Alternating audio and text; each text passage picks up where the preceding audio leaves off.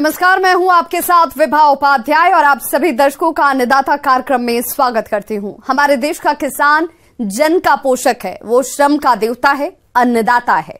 उसमें ही भारत की आत्मा निवास करती है और ऐसे ही किसानों की प्रगति के लिए हम खेती बाड़ी से जुड़ी हुई बहुत सी नई लाभकारी जानकारियां हर रोज सुबह लेकर आते हैं। तो चलिए कार्यक्रम शुरू करने से पहले देखते हैं क्या है आज के अन्नदाता में। बरसात के मौसम में मुर्गियों की देखरेख।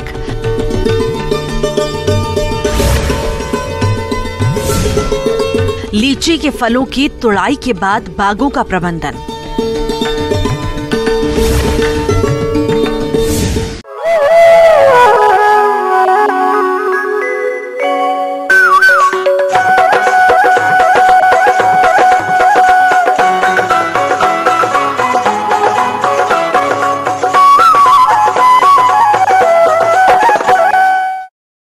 मुर्गी पालन कम समय में अच्छा लाभ देने वाला व्यवसाय है और इस व्यवसाय की सफलता का मुख्य आधार है मौसम के अनुसार इनकी देखरेख और प्रबंधन पर किसान अक्सर लापरवाही कर जाते हैं और इसका नतीजा ये होता है कि मुर्गियां कई तरह के रोगों की चपेट में आ जाती हैं और सही समय पर उचित प्रबंधन न करने पर इनकी मृत्यु भी होने लगती है। तो अभी बरसात का मौसम चल रहा है और इस स्थिति में हमारे किसान भाई मुर्गियों की देखरेख किस प्रकार करें, इस बारे में सुझाव दे रहे हैं कृषि विज्ञान केंद्र मुरैना के वरिष्ठ पशु वैज्ञानिक डॉक्टर पी सिंह।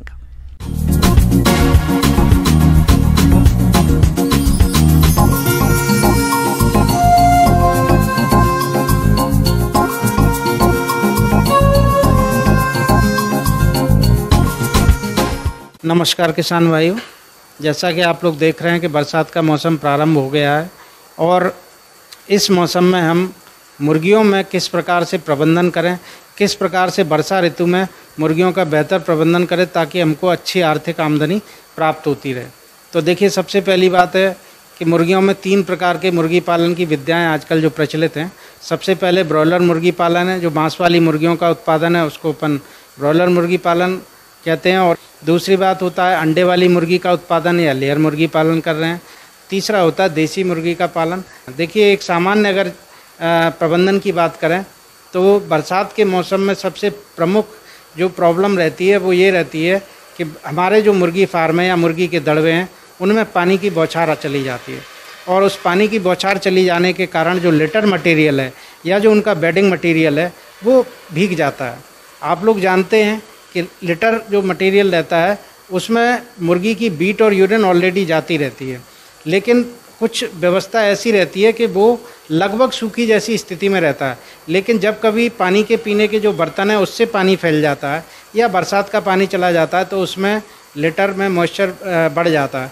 उस मॉइस्चर की वजह से मुर्गियों में कई प्रकार की बीमारियां हो जाती हैं। बरसात के मौसम में मुर्गियों की अत्यधिक मृत्यु होती है, इसलिए हमें इस समय मुर्गियों के आवास में उचित वातावरण बनाए रखने की व्यवस्था करनी होगी। तो इसके लिए आप आवास प्रबंधन करते समय ये ध्यान रखें कि बरसात का पानी मुर्गीशाला में न आने पाए। लीटर गीला होने पर बदल दें, साथ ही चूना का छिड़काव करते रहें। बरसात के मौसम में बिछावन की मोटाई कम से कम 1.5 सेंटीमीटर रखनी चाहिए। इसके साथ ही शेड में लाइट की उचित व्यवस्था करें। बरसात के मौसम में मुर्गियों के शरीर का उचित विकास हो, इसके लिए आपको मुर्गियों की उम्र के हिसाब से दाना तो बदल कर देना ही है, साथ ही साथ दाना संतुलित और फफूंदी रहित हो, इस बात का भी ध्यान रखना होगा। जनरली मुर्गी में अपन ये देखते हैं कि ज़्यादातर किसान जो छोटे स्तर पर काम कर रहे हैं वो बाज़ार से ख़रीदा हुआ दाना खिलाते हैं। तो वो बाज़ार से ख़रीदा हुआ दाना लगभग 1 या 2 साइकिल के लिए रखते हैं। अगर अपन ब्रॉयलर का साइकिल देखें तो लगभग 45 दिन का साइकिल रहता है और उस 45 दिन के लिए किसान भाई पूरा दाना, जैसे अगर अपन बात करें प्री स्टार्टर 1 से 11 दिन तक खिलाया जाता है, स्टार्टर 11 से 21 दिन तक खिलाया जाता है और फिनिशर जो रहता है वो 22 से लेके बाज़ार में बेचने की अवस्था। तो इस सारे दाने का प्रबंधन किसान भाई जब हमारा लॉट डालना शुरू करते हैं सारी व्यवस्था कर लेते हैं।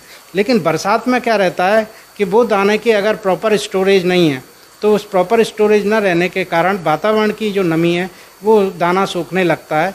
कहीं से थोड़ा बहुत पानी भी लीकेज है तो वो भी सूखता है। तो उसके कारण क्या रहता है कि दाने में एफ्लाटॉक्सिन नामक एक फंगस की ग्रोथ हो जाती है। और एफ्लाटॉक्सिन जो फंगस ऐसा रहता है कि उससे कई प्रकार के टॉक्सिन रिलीज होते हैं वो दाने में आते हैं और दाने के माध्यम से मुर्गी के शरीर में जाते हैं।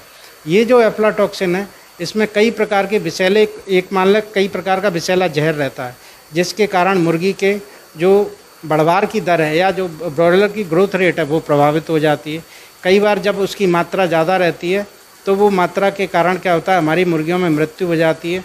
कई बार क्या रहता है कि अगर अंडे वाली मुर्गियाँ तो एग उत्पादन या अंडे का उत्पादन कम हो जाता है, और देसी मुर्गियाँ तो उनमें बढ़वार प्रॉपर तरीके से नहीं हो पाती। कुल मिला के किसान को आर्थिक रूप से नुकसान होता है। दाना खिलाते समय ये ध्यान रखें कि दाना सुबह शाम के समय खिलाएं। साथ ही पीने के लिए स्वच्छ और ताज़ा पानी दें और साथ ही पानी में विटामिन भी देते रहें। इसके अलावा मुर्गियों को बीमारियों से बचाने के लिए दाना और पानी देने वाले बर्तनों की समय समय पर साफ सफाई करते रहना चाहिए। मुर्गियों में बरसात के समय बीमारियां अधिक आती हैं, जिनकी रोकथाम और इलाज की जानकारी हमारे मुर्गी पालकों को नहीं होती तथा उनकी मुर्गियां बड़ी तेजी से मरने लगती हैं। तो आप इन रोगों से अपनी मुर्गियों को बचाने के लिए टीकाकरण कैसे करवाएं, ये जानकारी मुर्गी पालकों को होना बहुत ही जरूरी है। टीकाकरण की अगर अपन बात करें तो मुख्य रूप से ब्रॉयलर अगर किसानों की बात करें तो 2 ही बीमारियों का टीकाकरण किया जाता है। सबसे पहली है रानीखेत या न्यूकास्टल डिसीज है। इसका टीकाकरण अपन 7 दिन में करते हैं। 7 दिन में करने के बाद में इसको अपन आँख में या नाक में 1 ड्रॉप बूंद डाल के करते हैं। दूसरा, इसका 12-13 दिन पे अपन गम्बोरो या इन्फेक्शियस बर्सल डिसीज का टीकाकरण करते हैं। इसका टीकाकरण भी आँख या नाक में 1 बूंद डाल के करते हैं। उसके बाद में इसका बूस्टर डोज लगता है। पहला बूस्टर डोज रानीखेत का अपना 17-18 दिन में लगेगा और गम्बोरो डिसीज़ का 24-25 दिन में बूस्टर डोज लगेगा। बूस्टर डोज की जो वैक्सीन है वो पीने के पानी में मिला के अपन मुर्गियों की संख्या के अनुसार देते हैं। किसान भाइयों, अभी तक आपने खेती से जुड़ी हुई कुछ उपयोगी जानकारियां देखी। अब लेते हैं एक छोटा सा ब्रेक, जल्द लौटेंगे और कार्यक्रम में आगे भी है खेती बाड़ी से जुड़ी हुई महत्वपूर्ण जानकारियां, तो बने रहिए हमारे साथ।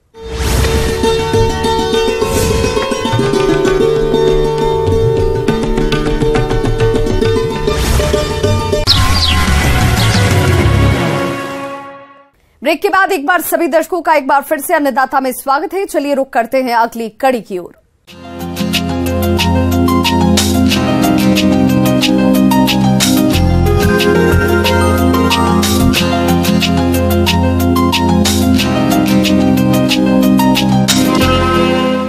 किसान भाइयों, प्रदेश में लीची की फलों की तुड़ाई का काम पूरा हो चुका है और आगामी वर्ष में इन फल बागों से अधिक फलन मिले, इसके लिए अभी से ही लीची के बागों में कुछ जरूरी कार्य जैसे खाद, उर्वरक प्रबंधन, पौध सुरक्षा इत्यादि को करना होता है।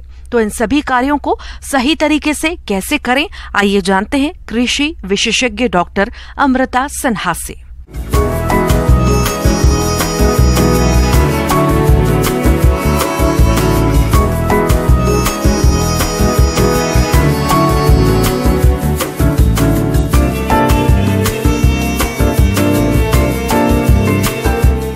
ये बहुत अच्छे प्रश्न है कि अगर हम लीची का जो कटाई हो, जो बगीचा है, जो अगर हम उसमें हार्वेस्टिंग कर लिए हैं, उसके बाद अगर हम लीची का प्रबंधन, लीची के बगीचों का प्रबंधन ना करें तो उससे हमारे किसान को बहुत सारे नुकसान का सामना करना पड़ता है। तो इस बात को बहुत ध्यान से अपने बगीचे को प्रबंधन जरूर करें। जो हमारा कटाई होता है लीची का, तो उसके बाद जो अवशेष है लीची से, जो कटाई लीची के पेड़ से जो टहनियाँ वगैरह निकलते हैं, जो पत्ते होते हैं, उसको हम लोग बगीचे से साफ़ कर लेते हैं और हमारा जो अनवांछित जो टहनियाँ हैं, जो तना है, उसको हम लोग काट के निकाल देते हैं ताकि हमारा जो पेड़ है अच्छे से वृद्धि, अच्छे से डेवलप कर सके। लीची के फलदार वृक्ष में फल तुड़ाई के बाद शाखाओं की छटाई करना काफी महत्वपूर्ण होता है। वैसे फल तुड़ाई के दौरान ही पेड़ों की काफी शाखाओं की कटाई हो जाती है, लेकिन फिर भी कुछ बची हुई रोग और कीट ग्रसित शाखाओं की कटाई करें। कटाई हमेशा तेज धार वाले औजार से इस तरह करें कि शाखा फट नहीं पाए। कटाई के बाद काटी गई शाखा पर बोडो पेस्ट या कॉपर ऑक्सीक्लोराइड का लेप अवश्य लगाएं ताकि हानिकारक फफूंदी संक्रमण ना हो। और उसमें जो हर पेड़, हर वृक्ष के चारों तरफ एक जो गड्ढे बनाकर उसमें प्रति वर्ष जो खाद जो जितने भी रासायनिक खाद का हम लोग हर वृक्ष के अकॉर्डिंग, प्रति वृक्ष के अकॉर्डिंग जो हम लोग देते हैं, जैसे कि अगर हमारा वृक्ष बहुत लंबे समय का है तो 1200 ग्राम फास्फोरस, और अगर नया वृक्ष है तो उसमें 300 ग्राम फास्फोरस का यूज करते हैं, और उसमें पोटास 900 ग्राम का यूज करते हैं।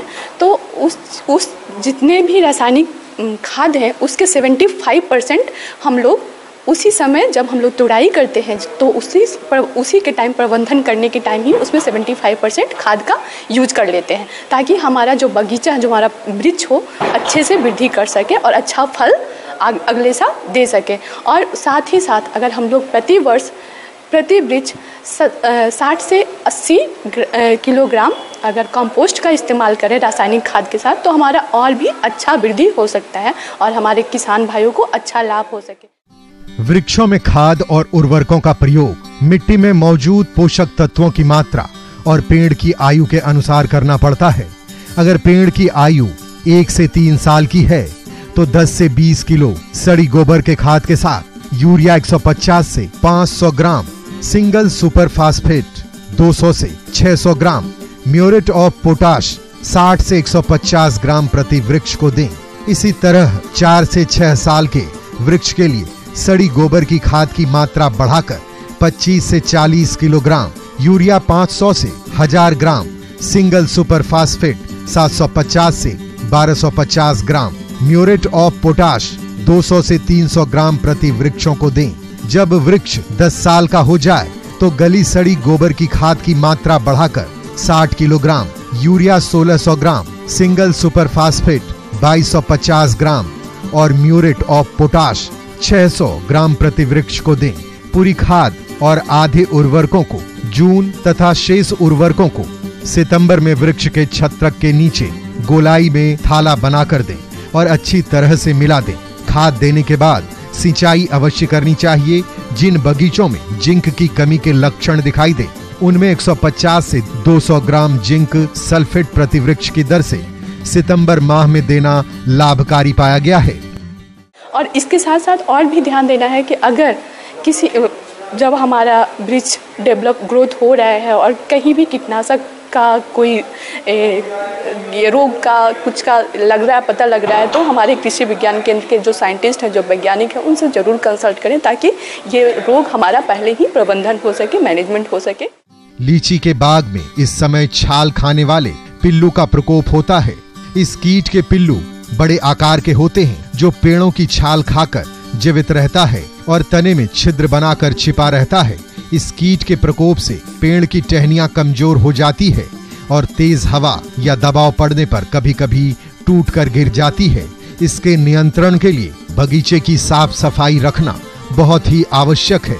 इसके अलावा ग्रसित पेड़ों में बने इसके छिद्रों को अच्छी तरह से साफ करें और इसके बाद पेट्रोल या फार्मलीन से भीगी रुई से छेद को बंद कर ऊपर से चिकनी मिट्टी लगा दें।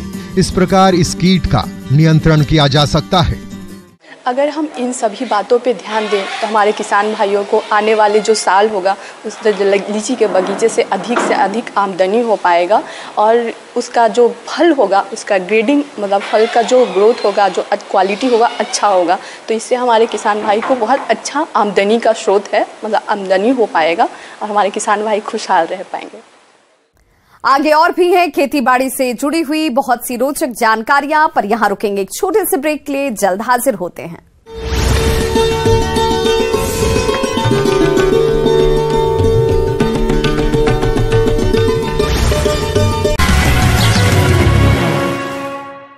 ब्रेक के बाद एक बार फिर से आप सभी दर्शकों का अन्नदाता कार्यक्रम में स्वागत है। बढ़ते हैं अपनी अगली प्रस्तुति की ओर।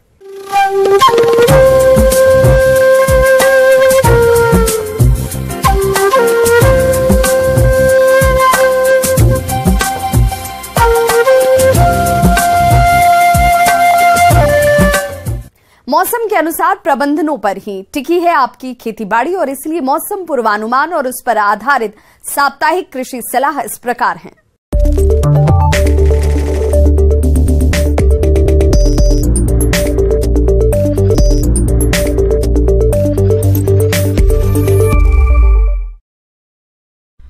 ग्रामीण कृषि मौसम सेवा, भारत मौसम विज्ञान विभाग, राजमाता विजय राजे सिंधिया कृषि विश्वविद्यालय ग्वालियर और इंदौर से प्राप्त मौसम पूर्वानुमान रिपोर्ट के आधार पर इंदौर और इससे लगे हुए आसपास के जिले के किसान भाइयों को सलाह दी जाती है कि आगामी दिनों में 11 से 53 मिलीमीटर वर्षा होने की संभावना है। अधिकतम तापमान 31 से 33 डिग्री सेंटीग्रेड और न्यूनतम तापमान 22 से 23 डिग्री सेंटीग्रेड रहने का अनुमान है। हवा दक्षिण पश्चिम दिशा से 15 से 23 किलोमीटर प्रति घंटे की रफ्तार से बहने की संभावना है। इसलिए किसानों को सलाह दी जाती है कि सोयाबीन उत्पादक क्षेत्रों में इस सप्ताह भारी बारिश होने का अनुमान है। इसलिए किसान भाइयों को सलाह दी जाती है कि आवश्यक जल निकास की व्यवस्था करें। जिन किसान भाइयों ने अभी तक सोयाबीन की फसल की बुवाई पूरी नहीं की है, उन्हें सलाह दी जाती है कि वे कतारों के बीच 30 सेंटीमीटर की दूरी कम करके बुवाई करें। बीज दर को बढ़ाकर 90 से 100 किलोग्राम प्रति हेक्टेयर करना है। किसान भाइयों को सलाह दी जाती है कि सोयाबीन के बीजों को पीएसबी कल्चर 5 ग्राम प्रति किलोग्राम बीज के हिसाब से बीज उपचार करने के बाद ही बुवाई करें। विपरीत मौसम और अतिवृष्टि को देखते हुए नुकसान को कम करने के लिए सोयाबीन की बोनी बीवी पद्धति या रिज और फरो पद्धति से करने की सलाह दी जाती है। इस मौसम में किसान खरीफ प्याज सब्जियों की बुवाई मृदा में पर्याप्त नमी को ध्यान में रखते हुए शुरू कर सकते हैं। बीज किसी प्रमाणित संस्थान से खरीदकर ही प्रयोग करें। इस मौसम में किसान भिंडी सब्जी की बुवाई मृदा में पर्याप्त नमी को ध्यान में रखते हुए शुरू कर सकते हैं। इस मौसम में किसान पालक की बुवाई मृदा में पर्याप्त नमी को ध्यान में रखते हुए करें। इस समय किसान भाई चौलाई की बुवाई कर सकते हैं, लेकिन ध्यान रहे कि बुवाई के समय मिट्टी में नमी का होना आवश्यक होता है। पशुओं को साफ एवं ताजा पानी दिन में 2 बार दें। साथ ही साथ पशुओं को हरा चारा खिलाना भी जरूरी होता है। बाहरी परजीवियों से बचाव के लिए ब्यूटॉक्स का उपयोग करें। पशुशाला की नियमित सफाई करें। 1 मिलीलीटर पानी में 5 मिलीलीटर फिनाइल मिलाकर फर्श की सफाई करें। बकरियों में पीपीआर रोग के नियंत्रण के लिए टीका लगवाएं। वर्षा से बकरियों की सुरक्षा करें। बकरियों को हरा चारा, साफ पानी व सूखे स्थान पर बांधना जरूरी होता है। परजीवियों से बचाव के लिए बकरीशाला की साफ सफाई रखें। मुर्गियों में रानीखेत बीमारी के नियंत्रण के लिए टीका लगवाएं। चूजों को 7 दिन की अवस्था पर टीकाकरण करें। मुर्गे और मुर्गियों को मिनरल मिक्सचर और साफ ताजा पानी दें।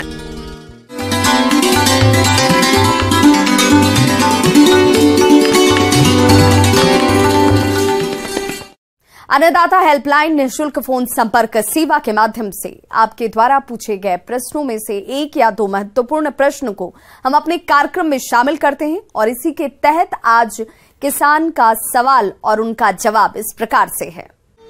अन्नदाता निःशुल्क फोन संपर्क सेवा के माध्यम से पूछे गए प्रश्नों में से आज हमने जिस प्रश्न को कार्यक्रम में शामिल किया है उसे पूछा है ग्राम देवरिया, जिला जबलपुर के कृषक योगेश कुमार ने। ये उड़द की खेती के बारे में जानकारी चाहते हैं। तो योगेश कुमार जी, आपकी जानकारी के लिए प्रस्तुत है कार्यक्रम का ये अंश। अब किसान भाइयों, बात आती है कि खेती कैसे करें उड़द की, तो इसके लिए सबसे पहले मेन बिंदु है जितना आप लेट बोते हैं तो उसकी पैदावार में फ़र्क पड़ जाता है। अब किसान भाइयों, बात आती है कि बीज का चयन कैसे करें। तो बीज के चयन के लिए अब जैसे कि वैरायटी जो नई वैरायटी आई है, जैसे कि PU 36, जवार, शेखर, आज़ाद, और इससे अच्छी भी एक छत्तीसगढ़ ने एक वैरायटी निकाली है जिसका नाम है इंदिरा। इसमें पीलापन वगैरह नहीं आता है। ये भी एक नई वैरायटी निकाली हुई है। इसके बाद PU 31, जवाहर 3, ये भी अच्छी वैरायटी है। इसमें कभी पीलापन का शिकायत कम आता है। दलहन उत्पादन में भारत का विश्व में प्रथम स्थान है। इसके साथ ही उत्पादन और उपभोक्ता में भी भारत पहले स्थान पर है। ऐसे में उड़द की फसल मुनाफे की खेती साबित हो सकती है। तो उड़द की खेती के लिए हल्की रेतीली और दोमट मिट्टी अच्छी होती है। मिट्टी का पीएच मान 6.5 से 7.8 के बीच होना चाहिए। इसके अलावा खेत में जल निकास की उत्तम व्यवस्था भी होनी चाहिए। किसान भाइयों, आप लोगों के लिए आजकल जो मौसम हो रहा है, इसमें आपको किसान भाइयों को एक उचित सलाह देना चाहता हूँ कि अभी जो है जो खेत है उनको साद बखर के तैयार कर लें, पाटा चला लें और कल्टीवेटर से, इससे रोटावेटर से जो है पूरा क्लियर कर लें और समतल ज़मीन कर लें। बोने के लिए तैयार खेत को तैयार रखें। तो अब बात आती है कि उड़द की खेती में खाद किस प्रकार दें। तो किसान भाइयों, इसमें 2 पद्धति आती है। एक तो आती है जैसे कि आप सबसे पहले गोबर के 2 ट्राली कम से कम पर एकड़ गोबर की खाद सूखी हुई डाल देते हैं पहले ही, बोने के पहले ही। और सेकंड बात आती है जैसे आप केमिकल्स पर लेना चाहते हैं, रासायनिक क्रिया से लेना चाहते हैं, तो इसके लिए किसान भाइयों सुपर फास्फेट की 2 बोरी पर एकड़ डालना पड़ती है। 15 किलो यूरिया और 20 किलो पोटास की मात्रा अवश्य देना पड़ती है। पोटास की मात्रा देने से किसान भाइयों आपके खेतों में कीट की मात्रा कम हो जाती है। पूरी तरह ख़त्म तो नहीं है, लेकिन फिर भी 90% आपको कीटों से और वायरस से निजात मिलता है। इसलिए पोटास की मात्रा देना अनिवार्य है। चूँकि ये उड़द की फसल जो है, एक सल्फ़र भी बहुत ज़रूरी पॉइंट बनता है। इसमें सल्फ़र की भी मात्रा होती है। जो सल्फ़र आप देना चाहते हैं वो अपन सुपर फास्फेट के ज़रिए देते हैं, जिससे कि गंधक से पैदावार में अच्छी उत्पादन देता है। किसान भाइयों, खरीफ मौसम में कतार विधि से बुआई के लिए उड़द का 19 से 20 किलोग्राम बीज प्रति हेक्टेयर पर्याप्त होता है। लेकिन रोगों के प्रकोप से फसल को बचाने के लिए बुआई से पूर्व बीज को मैंकोजेब दवा 3 ग्राम प्रति किलोग्राम बीज की दर से बीज को उपचारित करने के बाद इस उपचारित बीज को राइजोबियम कल्चर की 5 ग्राम मात्रा प्रति किलो बीज के हिसाब से उपचारित करके बुआई करें। खरीफ के मौसम में इस फसल से अच्छा उत्पादन प्राप्त करने के लिए हल्के पीछे कतारों में बुआई करना उपयुक्त रहता है। तो उड़द फसल के लिए कतार से कतार की दूरी 30 सेंटीमीटर रखी जाती है और पौधे से पौधे की दूरी 10 सेंटीमीटर रखते हुए 4 से 6 सेंटीमीटर की गहराई पर बोनी करें। जैसा कि आपको मालूम है कि उत्पादन क्षमता बढ़ाने के लिए विशेष तौर पर पानी की जरूर आवश्यकता होती है। कभी कभी देखने में आता है कि जब भी उड़द की फसल जो है फली पर आती है, फूल फली बनना चालू होते हैं और पानी नहीं गिरता है। इस प्रकार अगर कोई प्रॉब्लम आता है तो किसान भाइयों को ये विशेष सलाह दी जाती है कि अपने खेत में किसी भी प्रकार से ट्यूबवेल से या कुएं से या ड्रिप सिस्टम से या बहाव विधि से भी जैसे भी बने उस टाइम पर पानी की अगर नमी नहीं होगी तो उत्पादन क्षमता घट जाती है। इसलिए इसमें ड्रिप सिस्टम वगैरह से आपको सिंचाई करना चाहिए और अधिक पानी की मात्रा नहीं देना चाहिए, नहीं तो उसमें पौधा की हाइट कम हो जाती है और पौधा पनपने से वंचित हो जाता है। उड़द की फसल में नींदा नियंत्रण सही समय पर नहीं करने पर फसल की उपज में 40 से 60% तक की कमी हो सकती है। फसल और खरपतवार की प्रतिस्पर्धा की क्रांतिक अवस्था 25 से 30 दिनों तक रहती है। इसलिए आप पेंडिमिथिलीन दवा की 3.3 लीटर दवा को 700 लीटर पानी में घोलकर प्रति हेक्टेयर की दर से बीज बुआई के 72 घंटों के अंदर छिड़काव करें, जिससे उड़द की फसल में खरपतवार नहीं उगते हैं। बरसाती फसल में उड़द में बहुत ज़्यादा खरपतवार पैदा होते हैं, जैसे कि गाजर घास हुआ, बोखना, दिवालिया, चैच, इस टाइप की बहुत सी पौधे तैयार हो जाते हैं। किसान भाइयों, अगर आप खुरपी से मजदूर लगाकर या किसी भी डोरर चलाकर किसी भी प्रकार से आप ये जो है अपने खेत के अंदर जितने भी खरपतवार उग रहे हैं इनको आप पूरी तरह से नष्ट करें और जहाँ तक हो खेत में किसी भी प्रकार का कचरा ना हो।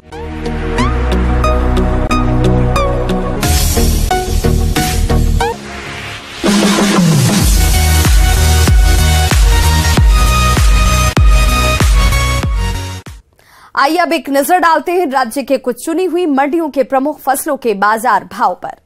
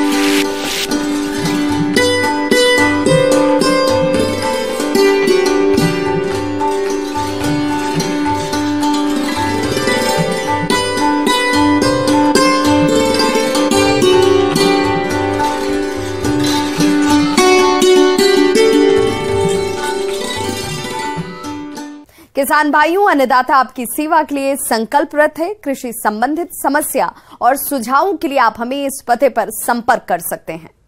प्रोड्यूसर अन्नदाता, news 18 Madhya Pradesh Chhattisgarh, Ramoji film city, Hyderabad 501512। साथ ही आप हमें ईमेल भी कर सकते हैं। हमारा ईमेल एड्रेस है p18annadatamp@nw18.com। इसके अतिरिक्त आप हमें निःशुल्क हेल्पलाइन नंबर 180088922163 पर सोमवार से शनिवार सुबह 10 बजे से शाम 4 बजे के बीच संपर्क भी कर सकते हैं। किसान भाइयों, अब समय हो रहा है आपसे विदा लेने का, तो हमारी अन्नदाता टीम को दीजिए इजाजत। कल फिर से होगी आपसे मुलाकात कृषि संबंधित कुछ और महत्वपूर्ण जानकारियों के साथ। नमस्कार।